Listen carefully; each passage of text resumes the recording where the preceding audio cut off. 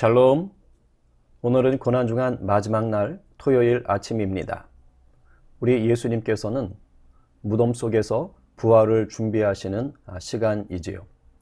오늘 우리가 나눌 말씀은 십자가에서 예수님이 운명하신 후에 그 예수님의 시신이 어떻게 무덤까지 가게 됐는지를 좀 살필 겁니다. 우리가 그다지 신경 쓰지 않는 겨우 몇 시간에 걸친 일이지만 바로 이 사이에도 하나님의 특별한 은혜가 흐르고 있습니다. 예수님은 우리가 잘 아는 것처럼 무덤에서 부활하셨지요. 그러니까 십자가 위에 달린 채로 부활하신 것이 아닙니다. 그러니까 누군가 예수님을 그 시신을 무덤으로 안치를 해야 하는 거지요. 그러면 대체 누가 예수님의 시신을 무덤으로 옮겼을까요? 예수님과 3년간 동고동락했던 제자들일까요? 아닙니다. 제자들은 다 도망갔습니다. 그러면 대체 누굴까요? 오늘 본문에 나옵니다. 우리 본문을 같이 읽어봅시다. 자, 시작.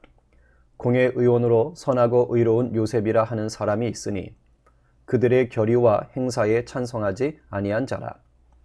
그는 유대인의 동네 아리마대 사람이요 하나님의 나라를 기다리는 자라. 그가 빌라도에게 가서 예수의 시체를 달라 하여 이를 내려 세마포로 싸고 아직 사람을 장사한 일이 없는 바위에 판 무덤에 넣어두니 이 날은 준비일이요 안식일이 거의 되었더라. 아멘. 그렇습니다. 예수님의 시신을 무덤에 안치한 사람은 바로 아리마대 사람 공회원인 요셉입니다. 여기서 공회원은 사내들인이라고 말하는데 오늘날 국회의원 정도라고 생각하시면 될 것 같습니다. 성경은 이 사람을 선하고 의롭다고 지금 설명하지요. 이 말은 이 사람이 예수를 믿는 자였다라는 겁니다. 그런데 예수님이 살아 계실 때는 사람들의 눈이 무서워서 드러내놓고 믿지는 못했습니다. 어떻게 보면 비겁한 믿음처럼 보일 수도 있겠지만 사실 상황에 따라서는 이것 또한 상당히 귀한 믿음일 수도 있습니다. 예를 들어 지금도 저 북한 땅이나 중국 같은 곳은 기독교의 신앙을 자유롭게 가질 수가 없습니다. 숙청 대상이지요. 목숨을 걸어야 됩니다. 그런데도 고위 지도층들 안에는 정말로 목숨을 걸고 몰래 신앙생활을 하는 자들이 있다고 합니다. 만약에 이런 사람들을 향해서 당신은 떳떳하게 신앙을 드러내지 못하고 있으니 비겁해 이렇게 함부로 매도할 수는 없는 거죠. 우리나라 고위 관리나 정치인들이 자기가 예수 믿는 것을 감추고 사회생활을 하는 것과 북한이나 중국의 고위 관리나 정치인들이 예수 믿는 걸 감추고 생활하는 것은 정말 차원이 다른 겁니다. 이런 사람들은 숨어서 믿는 믿음이지만 이미 목숨을 건 믿음입니다. 그래서 주님은 이런 믿음도 귀하게 보십니다. 그리고 때가 되면 마침내 주님이 드러내시고 귀하게 사용하시는 겁니다. 예수님이 이 땅에 계실 때 그 유대의 지도층들, 아까 사내들인과 같은 자들, 이런 사람들이 공개적으로 예수님을 믿는 건 매우 위험한 일이었습니다. 그 사람들에게 있어서 예수 그리스도는 이단과 같은 존재였거든요. 그래서 공회원 요셉처럼 겉으로 드러내놓고 믿지 못하던, 몰래 믿던 자들이 있었습니다. 요한복음의 오늘 본문의 병행 본문을 보면 예수님의 장례에 동참했던 니고데모도 바로 그런 사람 중에 한 명이지요. 예수님 사역 초창기에 한밤중에 찾아와서 거듭남의 비밀을 물었던 자입니다. 이렇게 숨어서 신앙생활을 하던 자들, 그런 자들 중에 우리가 보는 이 공회원 요셉, 또 니고데모 같은 사람은 예수님의 십자가 사건을 통해 담대한 사람으로 변하게 되는 거지요. 아마도 요셉은 이 십자가 사건을 보면서 내가 더 이상은 잠잠해서는 안 되겠다, 내가 숨어서는 안 되겠다 하는 믿음의 결단을 한 것 같습니다. 그래서 예수님이 십자가에 달리신 이후에 운명하시자 빌라도에게 찾아가 예수님의 시신을 받아옵니다. 병행 본문인 마가복음 15장 43절을 보면 빌라도에게 당돌이 찾아갔다라고 말합니다. 당돌이 찾아갔다. 무슨 말이죠? 당시의 정치, 사회적인 분위기로 볼 때 상당히 무리했다는 뜻입니다. 그래서 요셉이 큰 마음을 먹고 담대하게 찾아가야 했단 말이죠. 그러나 한편으로 보면 바로 사내들인 공회원인 요셉이었기 때문에 빌라도가 예수님의 시신을 내어줬을 겁니다. 그는 유대 사회에서 존경받는 공회원, 즉 정치인, 종교인이었기 때문인 거지요. 만약에 베드로나 요한처럼 예수님의 제자들이 찾아가서 시신을 달라고 했다면 아까 그 자리에서 붙잡히고 말았을 겁니다. 그리고요, 이렇게 공회원 요셉이 예수님의 시신을 찾으러 간 것은요, 사실 한편의 영화와 같은 아주 장면입니다. 보통 죄인이 십자가에 달려 죽으면 그 죄인의 가족들만이 시신을 거둘 수 있다고 합니다. 그리고 가족들이 그 시신을 수습하지 않으면 십자가에 달렸던 그 시신은 로마 병사들이 범죄자들 그 집단 매장지에다가 아무렇게나 갖다가 버린다 그래요. 그러면 이제 막 까마귀들이 와서 그 시신을 또 파먹고 그런다고 합니다. 예수님이 오후 3시에 운명하셨다고 했지요. 이제 오후 6시가 되면 안식일을 준비하는 금요일 저녁이 됩니다. 신명기 21장을 보면은요, 범죄하여서 나무에 달려 죽은 자의 시체를 밤새도록 두지 말라고 합니다. 왜냐하면 하나님이 주신 땅을 피로 더럽히면 안 되기 때문이지요. 그래서 병행 본문인 요한복음 19장 31절에 가면 유대인들이 그 십자가에 달렸던 그 시체들을 어서 빨리 치워달라고 로마에게 요청을 합니다. 왜냐하면 이제 안식일이거든요. 더군다나 6월절이거든요. 그러니까 깨끗하게 치우고 싶은 거예요. 자, 그러면 결국 3시에 돌아가신 예수님의 시신 6시 전에 치워야 되는 거예요. 6시 전에 예수님의 시신을 그 3시간 안에 예수님의 시신을 거두지 못하면 예수님의 시신은 범죄자 집단 매립지로 버려지게 되는 겁니다. 몇 시간 안 돼요. 그런 점에서 공회원 요셉이 예수님의 시신을 거둔 것은요, 뭐 느긋하고 이런 게 아닙니다. 매우 긴박하게 진행된 사건입니다. 저는 요셉의 이런 발빠른 대응이 즉흥적으로 이루어진 것은 아니라고 생각합니다. 요셉은 이미 예수님을 죽이려던 그 사내들인의 결정에 찬성하지 않았다고 했습니다. 그러니까 그 자리에서 이 사람들이 예수를 죽이려고 하는구나 라는 걸 알고 있었죠.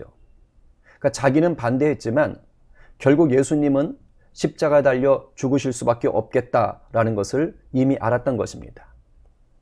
제 생각엔 이때부터 이 아리마대 요셉이 예수님의 장례를 생각하고 있지 않았을까 추측합니다. 이렇게 예수님이 운명 후에 그 3시간 사이에 즉시 예수님의 시신을 거둔 요셉은 우리가 볼 때 수의라고 하지요. 죽은 자들에게 입히는 옷. 이 수의와 같은 세마포로 예수님의 시신을 감싸고 아직 사람을 장사한 일이 없는 바위 무덤에 시신을 안치합니다. 이 바위 무덤은 아리마대 요셉의 소유입니다.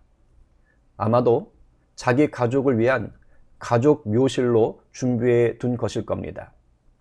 사진을 보시면 알겠지만 당시 이스라엘 성벽 주변은 이 석회암으로 되어 있습니다. 그래서 굴을 파기가 쉽습니다. 부자들은 자신의 큰 돈을 들여서 이 석회암 암벽에다가 인공 굴을 만들고 그곳에 가족 묘실을 만들었습니다. 중간중간 이 사진에 구멍이 뚫려 있는 게 바로 이렇게 시신을 넣어놓는 장소입니다. 마치 우리나라가 이 산 한쪽에 큰 공간을 다듬어서 가족묘로 뭐 이렇게 쓰는 것과 비슷한 거지요. 그런데 요셉이 깨끗한, 아무도 사용하지 않은 자신의 가족묘를 기꺼이 내어드린 겁니다. 근데 그거 아십니까? 요셉은 그냥 마음에 감동이 있어서 자기가 선한 일을 한 것이지만 결과적으로 이것은 이사야 53장 9절 하반절의 예언을 성취한 것이 됩니다. 그가 죽은 후에 부자와 함께 있었도다. 바로 부자 아리마대 요셉의 이 묘시를 얘기하는 것이죠. 여러분, 그렇습니다. 하나님의 말씀은 반드시 이루어집니다. 그리고 이 일은 우리가 전혀 예상하지 못했던 방법으로 진행될 때도 많습니다. 마치 공회원 요셉처럼 나중됐던 자가 먼저 되어 이 일에 앞장서는 것이죠. 누구든지 나를 위해 죽으신 예수님의 십자가를 경험하면 담대한 헌신자로 변하게 됩니다. 주님이 기뻐 쓰시는 복의 통로가 되어 주님의 말씀을 성취해 가는 것입니다. 오늘 우리의 모습을 돌아봅시다. 혹시 지금까지는 사람들 앞에서 당당하게 믿음을 드러내지 못하는 그런 신앙인은 아니셨습니까? 내 삶을 헌신하고 싶은데도 주변 사람들의 눈이 불편해서 그저 주저하고 미루던 그런 신앙인은 아니셨습니까? 십자가 사건 앞에서 놀라운 변화를 경험한 공회원 요셉처럼 우리에게도 그런 은혜가 임하기를 기도합시다. 사람들을 의식하고 주저하던 믿음이 십자가 위에서 담대하고 기꺼이 내 삶을 내어주는 믿음으로 바뀌기를 기도합시다. 그래서 위기의 때, 아무도 나서는 이가 없을 때, 하나님이 긴급하게 일꾼을 찾으실 때, 귀하게 쓰임받는 저와 여러분 되기를 간절히 축원합니다. 오늘 함께 나눌 기도 제목입니다. 첫째, 남들의 시선을 의식하던 소극적 신앙이 십자가 은혜 아래서 담대한 신앙으로 변화되길 기도합시다. 질병으로 고통당하는 우리 성도들과 가족들이 속히 치유와 회복의 은혜를 누리도록 기도합시다. 세 번째, 주일에 있을 부활절 예배와 성찬식 위에 성령의 임재와 은혜가 가득하길 기도합시다. 우리가 중보하고 후원하는 선교지와 선교사님들도 기억하며 기도합시다. 끝으로 북한 땅과 또 지진 피해로 이제 복구 중인 트리키에, 또 전쟁의 고통을 겪는 우크라이나 등 우리 주님의 공의와 자비가 필요한 것들을 좀 생각하면서 기도하십시다. 부활의 주님 역사하여 주시옵소서. 이 시간 제가 기도하고 마치면 여러분들 좀 더 기도하시며 하루를 준비하고 일상을 살아내시기 바랍니다. 내일 주일 아침에 뵙도록 하겠습니다. 기도하겠습니다. 사랑해 주님 감사합니다. 오늘도 말씀을 통하여 우리가 이 고난중한 마지막 토요일을 묵상하고 또 살아낼 힘을 얻게 하시니 감사합니다. 수모 신앙생활 하던 아리마대 요셉, 그가 십자가 사건을 통하여 담대한 자로 정말로 그 위기의 순간에 주님의 시신을 안치한 자로, 하나님의 나라를 이루어간 자로, 말씀을 성취한 자로 등장했습니다. 하나님은 은혜의 하나님이십니다. 나중된 자를 먼저 되게 하시는 분이십니다. 십자가 은혜로 사람을 바꾸시는 분이십니다. 약한 자를 들어 강한 자들을 부끄럽게 하시는 분이십니다. 우리에게 주신 것들로 헌신하게 하시는 분이십니다. 우리 주님을 더 갈망합니다. 우리 안에 십자가 체험이 더 강력히 넘쳐서 담대한 믿음으로, 헌신하는 믿음으로 서게 하여 주시옵소서. 이제 부활을 소망합니다. 이미 부활하신 예수 그리스도를 붙잡고 날마다 부활의 믿음으로 살 수 있도록 우리를 인도하여 주시옵소서. 감사하며 예수님의 이름으로 기도합니다. 아멘. 승리하십시오.